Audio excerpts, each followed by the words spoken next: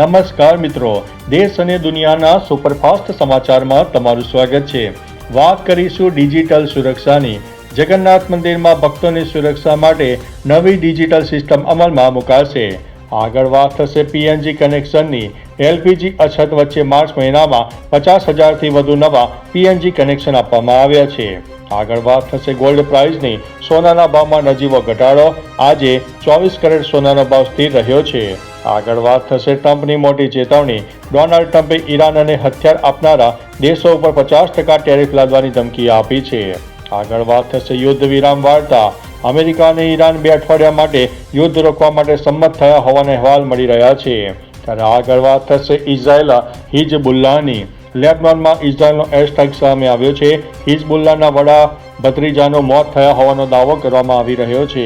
આગળ વાત થશે દાહોદ ભાજપમાં ભંગાણ જોવા મળ્યું છે। અનેક મોટા આદિવાસી નેતાઓએ ભાજપ છોડીને કોંગ્રેસનો હાથ પકડી લીધો છે। ત્યારે વાત થશે દારૂનો જથ્થો ઝડપાઈ ગયો છે। ગાંધીનગર સેક્ટર 28માં જીઆઈડીસીમાં પોલીસના દરોડા સામે આવ્યા છે। 37 લાખનો વિદેશી દારૂ જપ્ત કરવામાં આવ્યો છે। આગળ વાત થશે ચાંદલોડિયામાં વિરોધ વ્યક્ત કરવામાં આવ્યો છે। અમદાવાદના ચાંદલોડિયામાં રોડ કપાતને લઈને 1000 મકાનોના રહેવાસીઓએ ઉગ્ર વિરોધ વ્યક્ત કર્યો છે। ત્યારે વાત થશે રાજકીય હલચલ। ભાજપ પાર્લામેન્ટરી બોર્ડની બેઠકનો આજે અંતિમ દિવસ સામે આવ્યો છે।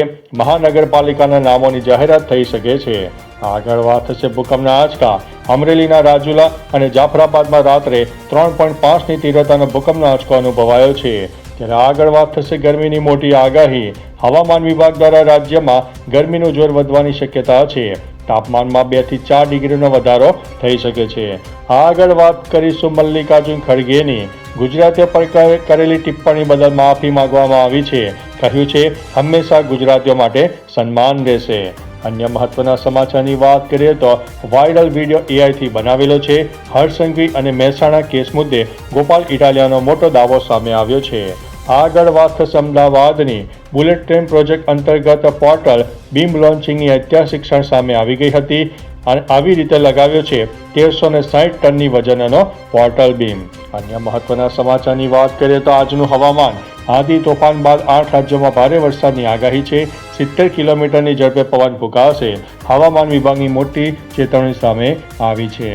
ત્યારે આગળ વાત થશે મુંબઈ એરપોર્ટ ટર્મિનલમાં 1Bમાં આગ। ફાયર બ્રિગેડની તાત્કાલિક કામગીરીથી સ્થિતિ કાબૂમાં આવી છે।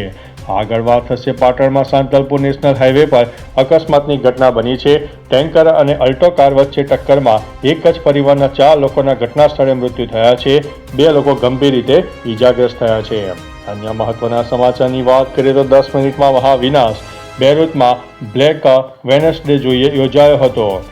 ડ્રેગન અને અમેરિકાની ગેમમાં પાકિસ્તાન ફસાયું। ઇઝરાયેલના ગળે ગાડીઓ નાખીને ટ્રમ્પ છટકવાની ફિરાકમાં જોવા મળ્યું છે। ત્યારે આગળ વાત થશે ભાજપ અને કોંગ્રેસ આજે એક જ દિવસમાં જ 18,000 ઉમેદવારો જારી કરી શકે છે।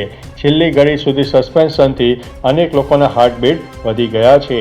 ત્યારે આગળ વાત થશે કિંગ ખાનથી લઈને ધુરંધર રણવીર સુધી જામનગર બન્યું છે બોલિવૂડ નગરી। અનંત અંબાણીના જન્મદિવસની 2 દિવસ ધમાકેદાર પાર્ટીનું આયોજન। આજે રાજપાટ ગઢવીનો લોક ડાયરો યોજાવાનો છે। ત્યારે આગળ વાત થશે ભાજપે સ્થાનિક સ્વરાજ્ય માટે એક બાદ એક ઉમેદવારો મેદાનમાં ઉતાર્યા છે। વડોદરામાં સ્ટારને મેદાને ઉતારી છે। અનેકના હાર્ટબીટ વધ્યા છે। કપાશે કે ટિકિટ મળશેની ભારે ઉત્તેજના જોવા મળી રહી છે। ત્યારે આગળ વાત થશે મહિલા અનામતના સુધારાના ડ્રાફ્ટને કેન્દ્ર સરકારની મંજૂરી મળી છે। આ જ મહિને બિલ પસાર થવાની શક્યતા છે। મોદીએ કહ્યું છે કે આ ભારતની કરોડો મહિલાઓની આશાની ઝલક છે। ત્યારે આગળ વાત થશે સિક્કિમમાં હિમવર્ષા અને ભૂસ્ખલનની ઘટના બની છે। સેનાએ ફસાયેલા 135 પ્રવાસીઓને બચાવ્યા છે। બીજી તરફ રાજસ્થાનમાં એપ્રિલમાં ઠંડી। ઉત્તરાખંડ અને હિમાચલમાં બરફ પડ્યો અને દેશના 17 રાજ્યોમાં વાવાઝોડાનું એલર્ટ આપવામાં આવ્યું છે। ત્યારે આગળ વાત થશે આસામના ઇતિહાસમાં સૌથી વધુ 85.21% મતદાન થયું છે। પોંડિચેરીમાં 90% મતદાન થયું છે। કેરળમાં 49 વર્ષમાં બીજું રેકોર્ડ બ્રેક મતદાન નોંધાઈ ગયું છે। ત્યારે આગળ વાત થશે ઈરાને કહ્યું છે કે અમેરિકાએ સીઝ ફાયરની 3 શરતો તોડી છે। હવે વાતચીતનો અર્થ નથી। ટ્રમ્પે કહ્યું છે કે સમજૂતી સુધી ઈરાનની આસપાસ સેના રહેવાની છે। તો ચાલો મિત્રો, ફરીથી દેશ અને દુનિયાના સુપરફાસ્ટ સમાચાર લઈને મળતા રહીશું। ત્યાં સુધી અમને રજા આપશો। નમસ્તે।